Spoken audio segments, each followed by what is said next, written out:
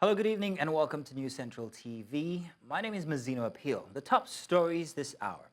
EFCC denies Yahaya Bello is in custody, say ex-Kogi Governor remains wanted. Nigerian Air Force commences airlifting of INEC material for Edo gubernatorial polls. And ECOWAS condemns terrorist attacks in Mali. Details coming shortly.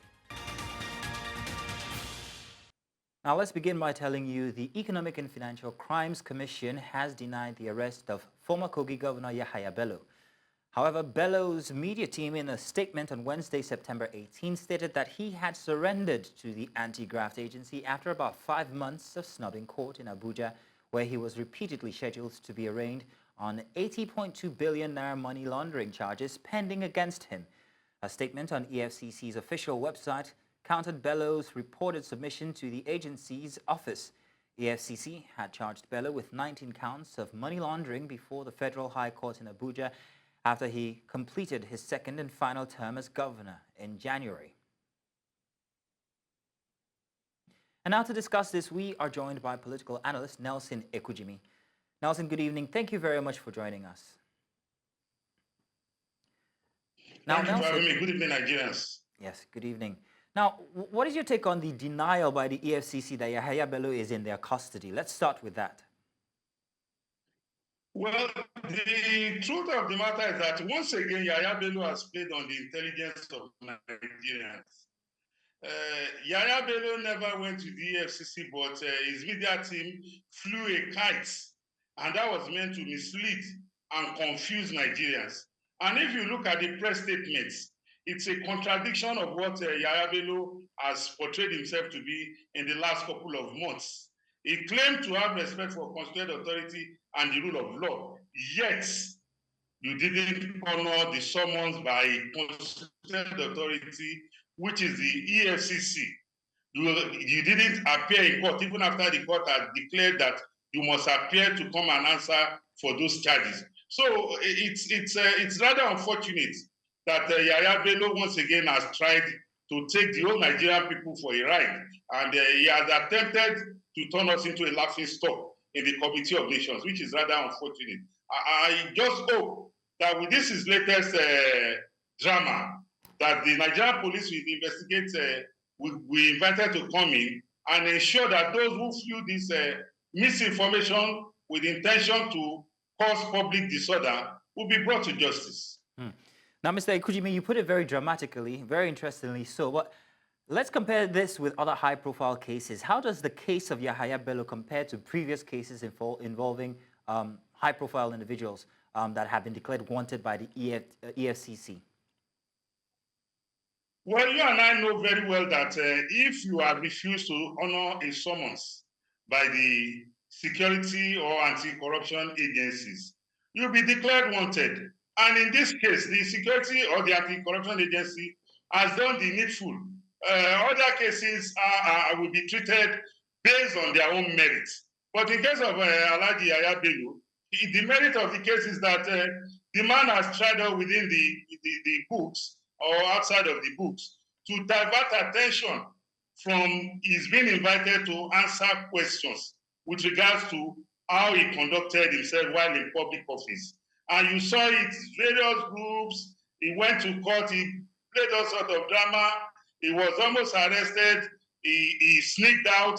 So for me, Yahaya Bello's case will not be looked at from the lens of other high-profile cases. Each case has its own peculiarities. And in this case, Yahaya Bello is still on the run from the law. Those high-profile cases, they have been granted bail by the court. But in case of Yahaya Bello, he's still yet to even answer for invitation to be questioned by the security, because for the security agencies to do their job thoroughly, they must hear from the other party. And in this case, it is the state versus Yahaya Bello.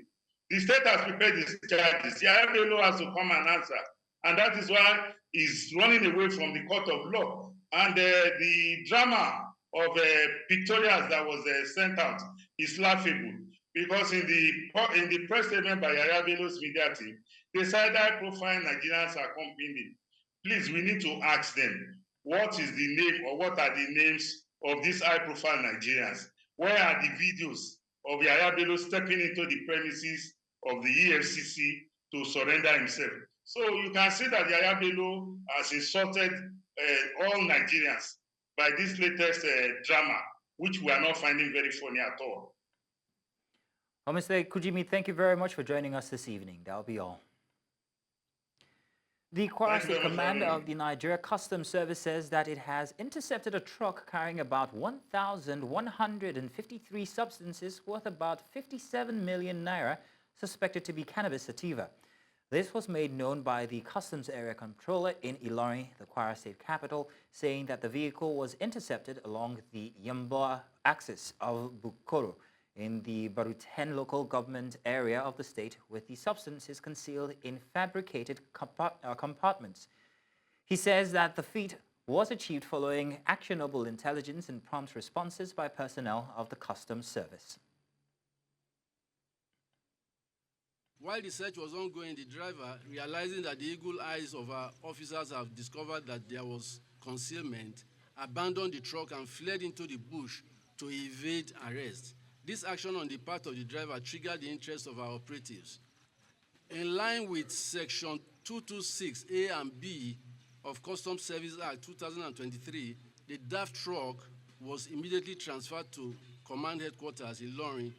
After 100% physical examination, the Wonder truck was found to conceal 1,153 parcels of cannabis sativa. These drugs that we are seeing here today would have gone into the society and would have destroyed a lot of lives.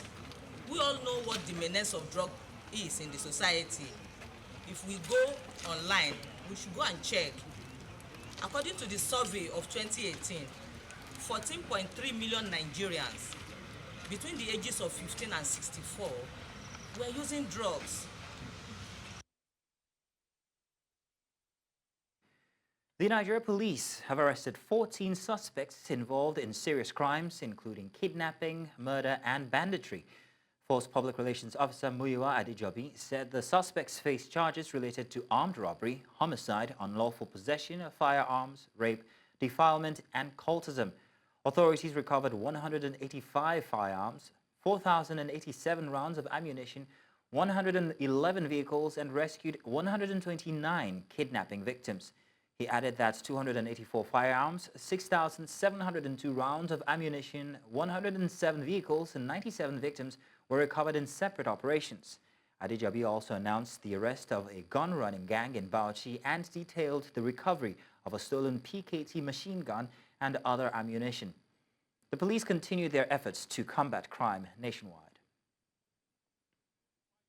Over the last 1 month, the Nigerian Police Force has made remarkable achievements in the fight against crime and criminality, including violent crimes, recording the arrest of 295 armed robbery suspects, 186 kidnappers, 271 murder/homicide suspects, and 71 suspects for unlawful possession of firearms.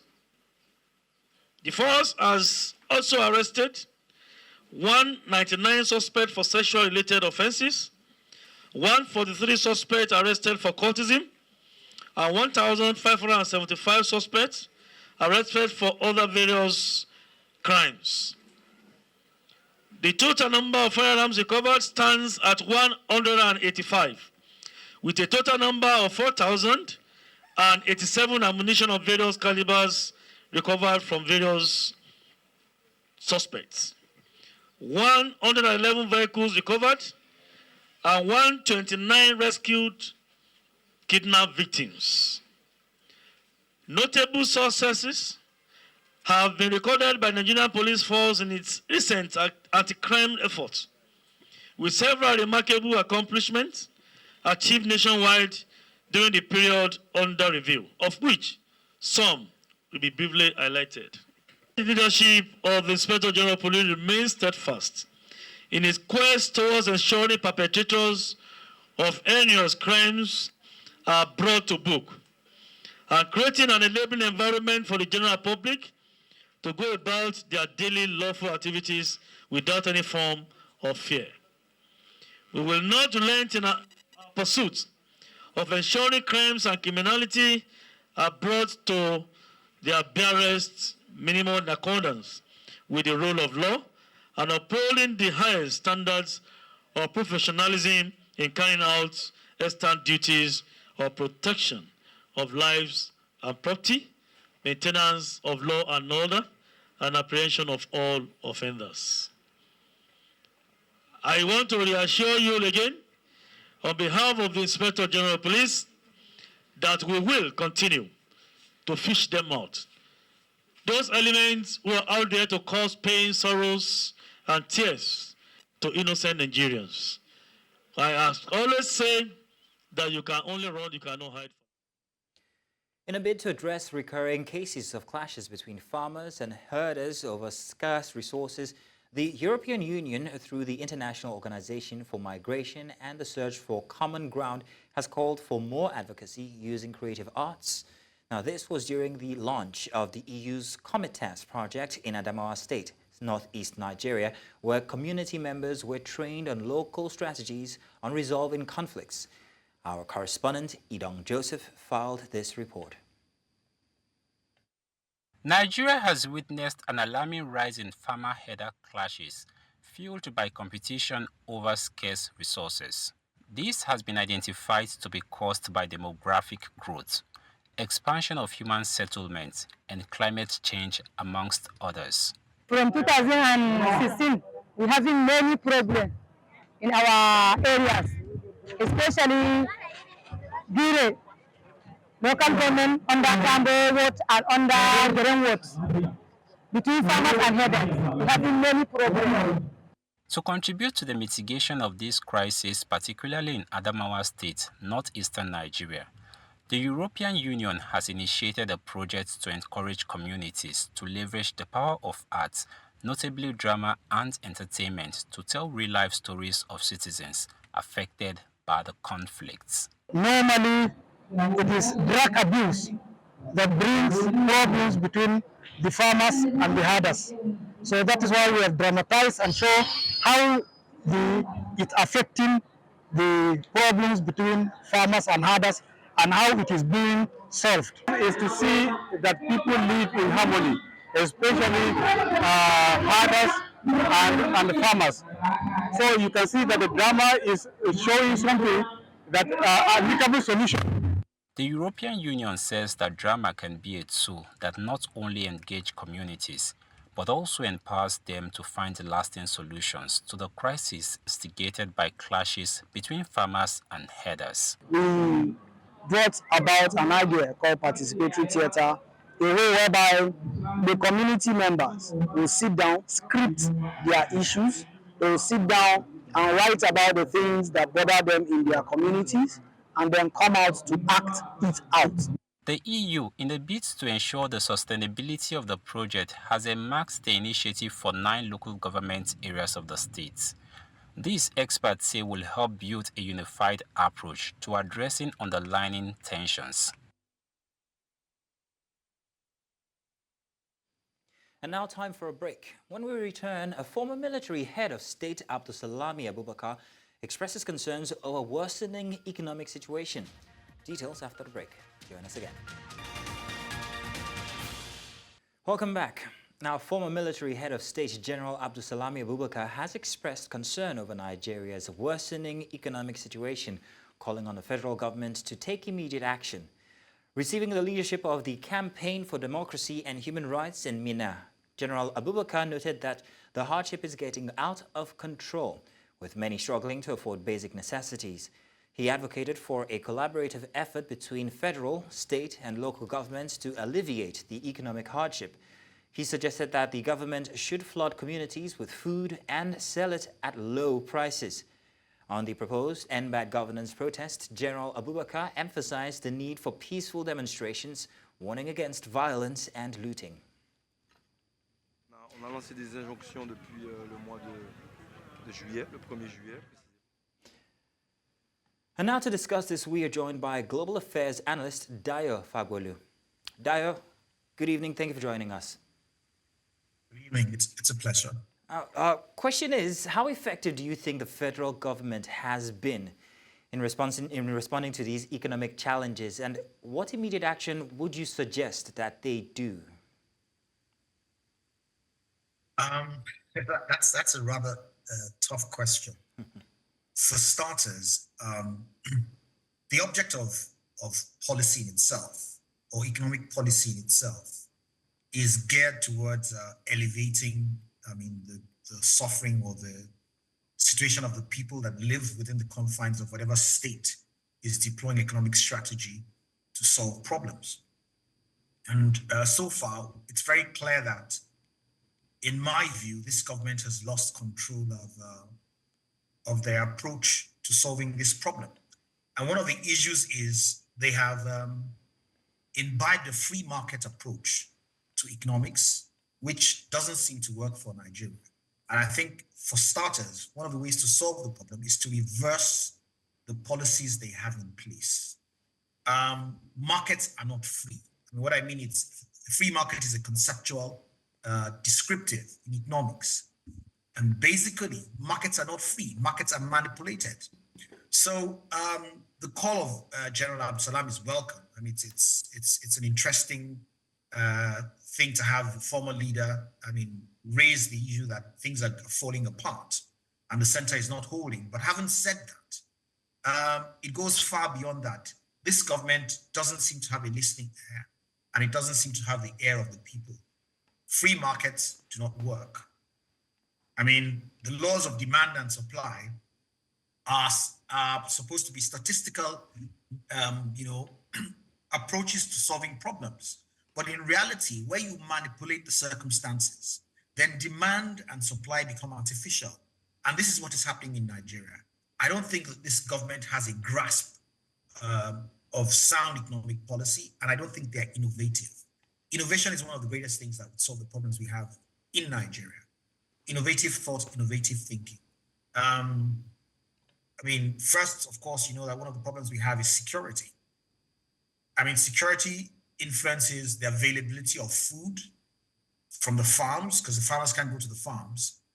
And if they can't go to the farms, automatically supply is limited and demand increases. Population is growing at a rate of 3% per annum. And that means food supply must also grow at a minimum of 3% per annum. If this is not happening, there's a problem. And obviously, the government hasn't gotten a grasp of these concepts, these economic concepts, and they're dealing us a hard end of a stick. This is my position as regarding whatever is going on at the moment. They just don't have the clue. That's my position. Well, Mr. Fagbolu, they just don't have a clue. That's a very interesting way to put it. But General Abubakar mentioned the need for collaboration between state, federal, and also local governments, which is how it's supposed to be. But what practical steps can you suggest that could enhance this cooperation between state, federal, and the local government?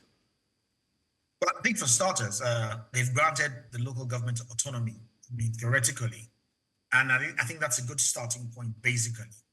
I have always said that one of the things that should go on regularly is town hall meetings.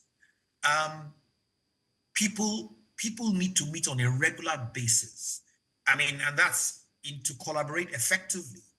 There must be a consistent conversation, a consistent narrative. It's not just the leadership of the local governments, the state governments, and the federal government, but also representatives of the people themselves.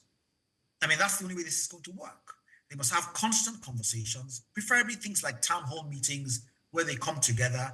You have discussions, how much land do you have? How much seeds do we have available? What are the strategies we could use? It must be a constant conversation between people that know what to do, people that are affected in the process, and the policymakers. It can't just be a thing about policy and strategy when one is not having a conversation with the people that these policies are affecting. And I think this is one of the biggest problems we have. It seems to be a palliative government that's always giving out rice for every problem. You have a sore, it's rice. You have a cough, it's rice. It's ridiculous. It's like they've run out of ideas. So, like you said, one strategy is consistent meetings, if possible, weekly meetings, weekly coordination meetings between, representatives in the local government, the cooperatives in particular, the unions, the local cooperatives, the farmers cooperatives, the traders cooperatives, the market leaders, consistent meetings. You'll be shocked how much advice and how much solutions come out from the people that are affected by these policies themselves. Well, I hear you loud on the rice bit there, but the general also suggested that communities be flooded with low-price commodities that they can afford. This is a step in the right direction. However, you also talked about the fact that there should be constant conversation regarding exactly where we are. But whose responsibility is it? Is it the policymakers or is it the people that have to call this town hall meeting which you've just called for? I think that's a policy thing in particular. It's just like saying, the federal government has a policy that all stakeholders involved in a particular process must meet on a regular basis. Sometimes policy is actually effective. Now, one of the things that is missing is the culture, this culture of meeting and having these conversations together. It's missing already. So the only way to correct that is to put policy in place, a strategic policy that makes this a routine, just like the cleanups we used to have every month. Okay, at the end of every month, you could say, look, as a strategy, one of the things we need to do is we need to have consistent conversations, consistent updates on how far these policies are working, if they're not working, what suggestions could be made available by the local market women, the local farmers, the local traders, all the local communities. The Blacksmiths Association, the Mechanics Association. It has to be a robust conversation of the people that are involved, the stakeholders in the problem and the solution providers, consistently. Well, Mr. Fagbolu, thank you very much for joining us this evening with your expert opinion. Thank you indeed. Thank you very much. Now, the federal government, under the leadership of President Bola Tinubu, says it has introduced many interventions within the time it's been in office to mitigate suffering of the citizens of Nigeria. At a sensitization program in Umuahia organized by the Federal Ministry of Information and National Orientation on the theme Sensitizing the Citizenry of Federal Government Intervention Programs, the representative of the Minister of Information, Gloria Biakam, enjoined the citizens to ensure they access the various interventions of government. Jerry Uzosike, a legal practitioner and former House of Assembly member, said the federal government should engage in propagating the information. Some participants of the program said there was need to carry everyone along through proper dissemination of information concerning the programs to enable more people to benefit from them. To updates now on the Edo elections, the Nigerian Air Force has commenced the airlift of election materials for the Independent National Electoral Commission to Benin in Edo State ahead of the governorship election scheduled for September 21st. In a statement released on Wednesday, the Deputy Director of Public Relations and Information for the Nigeria Air Force, Kabiru Ali, explained that the operation is part of broader efforts to ensure the timely and secure delivery of sensitive materials required for the smooth conduct of the election. He highlighted that the airlift operation underscores the collaboration between NAF and INEC aimed at facilitating logistics and ensuring a peaceful election process in Edo State. Away from that now, aviation workers in Nigeria have suspended their planned protest, initially set for September 18, 2024, over the federal government's policy of deducting 50% from the internally generated revenue of key aviation agencies. Last week, aviation unions expressed frustration with the government's refusal to reverse this deduction, which affects the Nigeria Civil Aviation Authority, the Federal Airports Authority of Nigeria, the Nigeria College of Aviation Technology, the Nigeria Meteorological Agency, and the Nigerian Safety Investigation Bureau. In a statement signed by Olayinka Abioye, General Secretary of the National Association of Aircraft Pilots and Engineers, the unions confirmed the suspension of the protest. The workers have chosen to halt their demonstration, though concerns about the revenue cuts remain unresolved. And the Kaduna State government has tasked members of the National Youth Service Corps to impact positively on their places of assignment following the end of their 3 weeks orientation exercise. The governor of the state urged the core members belonging to the 2024 Batch B stream to set off the NYC program to be ambassadors of change that drive hope to citizens in distress in the course of their service. Our correspondent, Idong Joseph, filed in this report.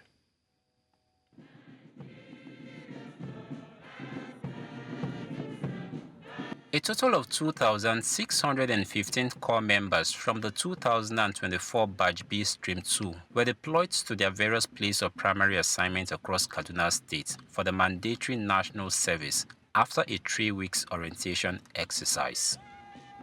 The governor of the state, who was represented by the State Commissioner of Human Service and Social Development, urged them to be leaders who inspire change and reiterates government's commitment to their safety and well-being. The Kaduna State government remains committed to providing the necessary support to ensure that your service here is productive and rewarding.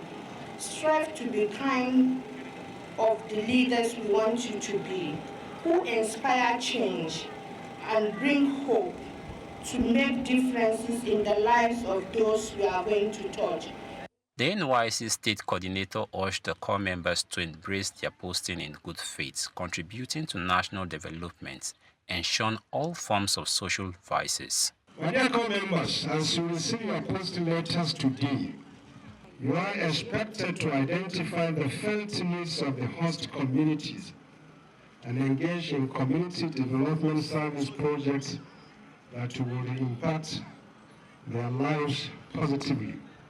Some of the core members also took time to express their delight in passing out from the camp and promised to impact positively their place of assignments. I've always loved fashion, so on getting here I went for the fashion skills and I learned in the space of the little time, I learned a little and I was very happy. At least it has added to the little already that I knew before coming and it went a long way. To advance forward, I believe we need to go beyond white-collar job, creating, and that's one of the major things that we have been taught in the side, entrepreneurship. So it's one of the best ways to increase our GDP, find a job for ourselves, and we should always be a job provider. That's the best thing to help the country and foster our economic growth. The mandatory national assignments here will last 12 months. The practical cooperation between Chinese and African leaders appears to be highly fruitful as China-Africa trade volume has increased from $10.5 billion in 2000 to $282.1 billion in 2023, nearly a 26-fold increase. On September 5th, Chinese President Xi Jinping announced in his keynote speech at the opening ceremony of the FOCAC Beijing Summit that bilateral relations between China and all African countries have diplomatic ties with China be elevated to the level of strategic relations and that the overall characterization of China-Africa relations be elevated to an all-weather China-Africa community with a shared future for the new era.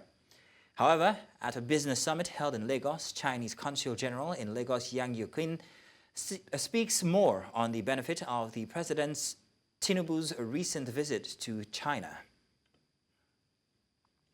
Nigeria President Bola Tinubu have very successful visit in China, especially this is first official visit, and he had a very fruitful talk with Chinese President Xi Jinping, and they made a lot of concerns about political, trade, and education, people to people, and so on. Especially that the two heads of state decided to upgrade China-Nigeria the relations to comprehensive strategic partnership, and decided to build a high-level China-Nigeria community for the shared future for a new. Coming up, ECOWAS condemns terrorist attack in Mali, and we'll tell you more after this short break. Join us again.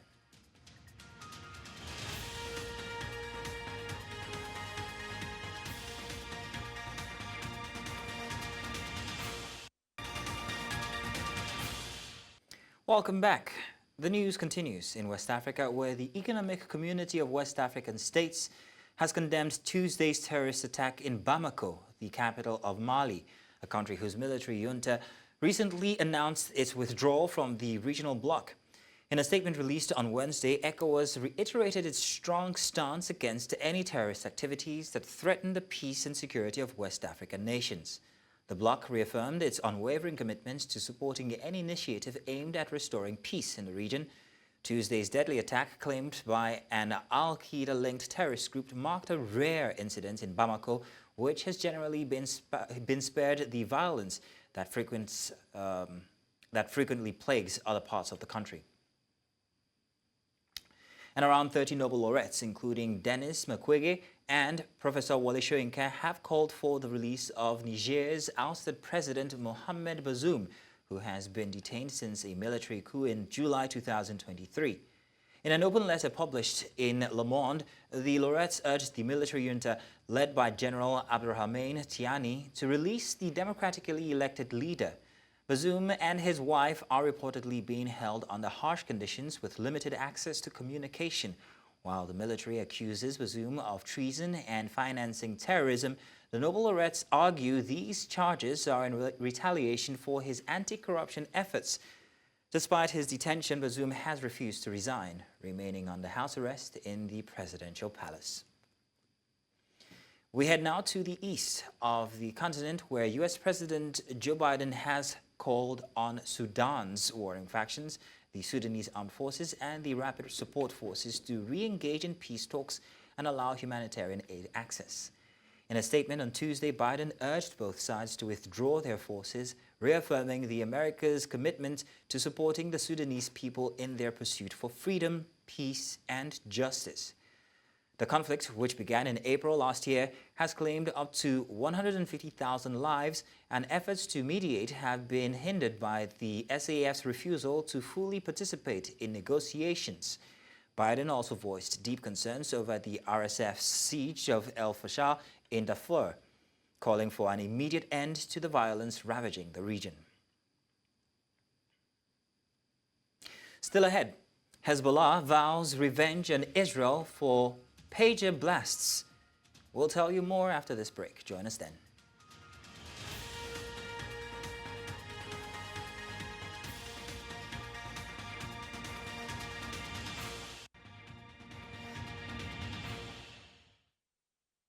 Welcome back.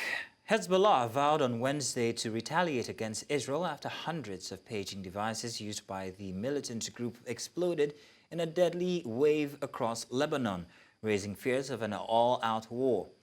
There was no comment from Israel on the explosions that killed 12 people, including 2 children, and wounded up to 2,800 others. Only hours before the blasts, Israel said it was broadening the aim of the Gaza war, sparked by Hamas's October 7 attack, to include its fight against the Palestinian armed group's ally Hezbollah. Hezbollah said Israel was fully responsible for the criminal aggression, and on Wednesday reiterated it would avenge the attack, while vowing to continue its fight against Israel in support of Hamas in Gaza war.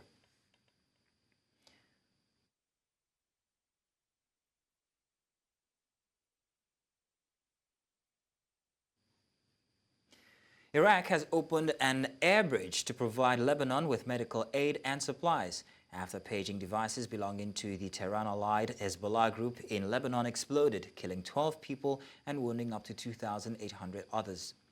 In the meantime, Hezbollah vowed on Wednesday to retaliate against Israel after hundreds of paging devices used by the militant group's members exploded in a deadly wave across Lebanon.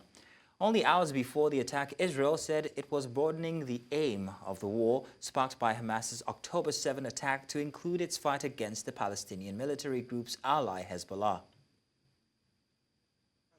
بدأ سلاح الجو العراقي بفتح جسر جوي ما بين بغداد وبيروت. هذا الجسر الجوي بدأ منذ ليلة أمس، عندما قدمنا مساعدات عاجلة في المجال الطبي وفي مجال العلاج وتقديم المستلزمات الطبية الأخرى التي تدخل في تقديم حالات الطوارئ. هذه هي أول 15 طن. الطائرة الثانية من 40 طن سوف ترسل على الساعات المقبلة. هناك كادر طبي متخصص ذهب مع أول طائرة اليوم أمس إلى بيروت لتشخيص الحالات الخاصة، وأيضا يرافق هذه الطائرة كادر طبي آخر لتشخيص الحالات التي تحتاج إلى مساعدة وإلى علاج نتيجة للاعتداء الغاشم والآثم اللي ارتكبه الكيان الصهيوني ضد شعبنا في لبنان. نعم، وزارة الصحة يوم أمس كان هناك لها 15 طن من المواد الطبية وكذلك المستلزمات الطبية، وكادر طبي أيضا من وزارة الصحة سوف يستمر في هذا الجسر الجوي إلى أن الحقيقة نساعد شعبنا وأهلنا في لبنان في تجاوز هذه المحنة. Colombian authorities are intensifying efforts to control raging wildfires that have now spread across 10 of the country's 32 departments, with at least 21 active fires. Using hoses and Bambi helicopters, helibuckets, officials are racing against time to contain the flames, which have been exacerbated by the country's current drought and unseasonably hot weather. Bogota's mayor, Carlos Fernando Galan, said 7 simultaneous fires are being fought in the capital and its surrounding regions. The government has urged citizens to avoid any activities that might ignite new fires.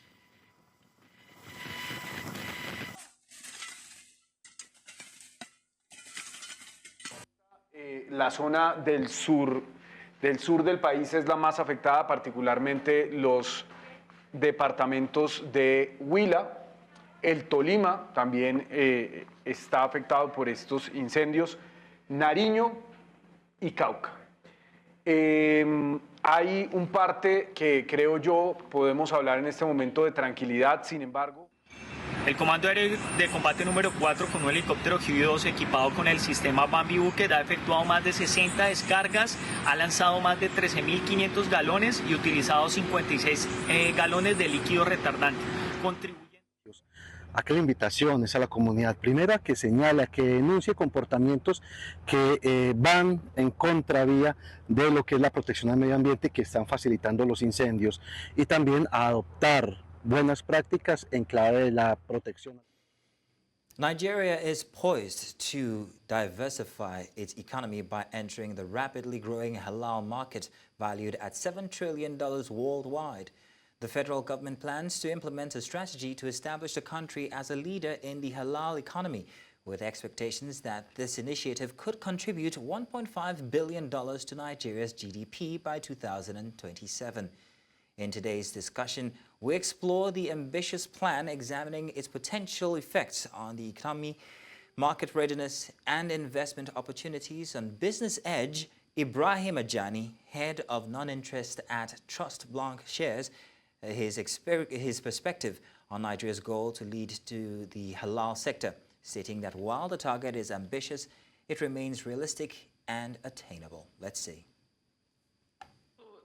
For me, the target is both ambitious and realistic, considering the global value of the halal market and the Nigerian strategic position with a large Muslim population. The initiative could indeed inject about 1.5 billion into our GDP, provided that we implement effective strategies and foster the right business environment. A very good initiative is the fact that the central bank governor, the central bank had lowered the capital requirement for Islamic banks. And then this is just an initiative to ensure that there are lower barriers for other participants, other Islamic banks to join the force and ensure that finances are made available for those who are willing to take it. Of course, this would ensure financial inclusion and foster economic growth. Yes, today we can say that the entire Islamic finance industry is still less than 1% compared to the conventional financial institutions. But again, it is estimated that by the end of 2024, it's going to catch up to about $4.5 billion. Again, if you look at the statistics, you see that the significant part is predominantly the sukuk that has been issued. And then you can see the traction where it is usually oversubscribed more. And we have, if you look at the numbers, we have about 59.3% in total value of the industry, and then non-interest bank takes about 39.8%, and then we have other Islamic funds. Still inside business, as the global financial landscape shifts, the potential for a U.S. Federal Reserve interest rate cut on September 18, 2024 has sparked discussions about its implications for the Nigerian naira. Currently, the naira is facing significant pressure, trading at 1,656 naira at the investors and exporters window amid ongoing volatility. However, there is cautious optimism that a rate cut could provide some relief and potentially strengthen the naira. A guest on Market Pulse, Frank Fagbo, business analyst, shared his insight on what Nigeria can anticipate regarding the value of the naira, despite the Central Bank of Nigeria's efforts to strengthen the currency. What is happening in the U.S. is that there are speculations around rate cut, and it's either going to be 50 basis points or 25 basis points. And the sentiment in the market suggests that 67% of people are speculating that we're going to experience 50 basis points, and that's going to be massive in the market. And what we're going to see is the capital flight is going to happen from the U.S. to frontier markets like that of the African markets, like that of the Nigerian markets. And when that happens, those who are positioned for it, like, I don't know if Nigeria is positioned for it, that's a big question. And I always say that we're very, very reactive. We're not proactive. And we need to find a way to create our own luck rather than relying on global macroeconomics to be able to determine our foreign exchange. And that is what we're doing right now. The foreign exchange, see what is happening. We've lost the market.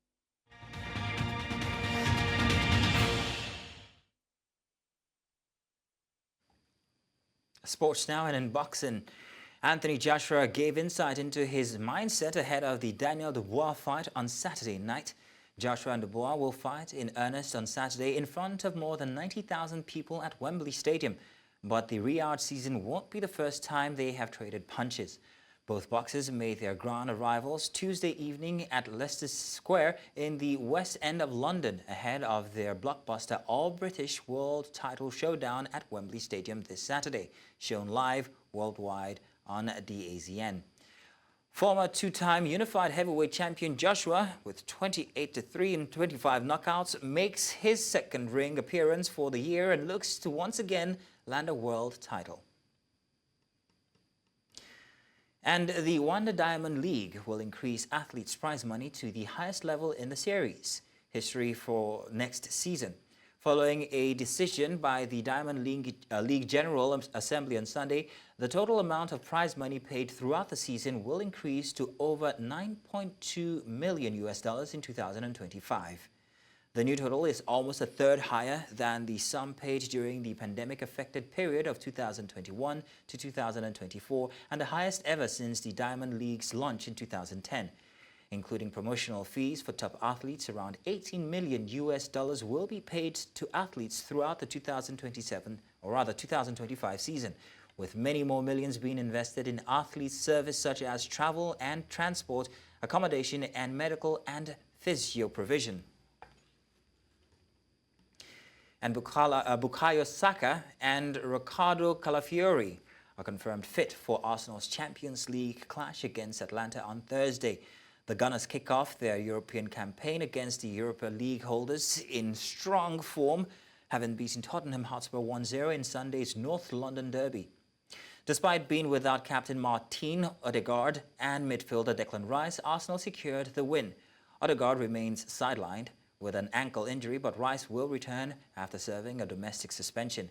Calafiori's back in training looks set to feature, while Saka has recovered from the knock that saw him subbed off late in the derby. Arsenal will aim to maintain their momentum in the Champions League opener.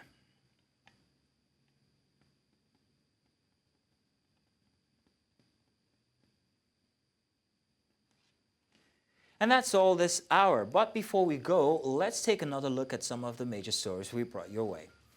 EFCC has denied Yahaya Bello is in custody, said ex-Kogi governor remains wanted. Nigerian Air Force has commenced airlifting of INEC materials for Edo gubernatorial polls, and we also told you that ECOWAS has condemned terrorist attacks in Mali. Do remember you can send your eyewitness report to the WhatsApp number on your screen now. And do follow us on social media. We are at News Central TV. You can watch News Central live on DSTV channel 422, Star Times channel 274, Avo TV, and of course on YouTube. Many thanks for watching. My name is Mazino Appeal.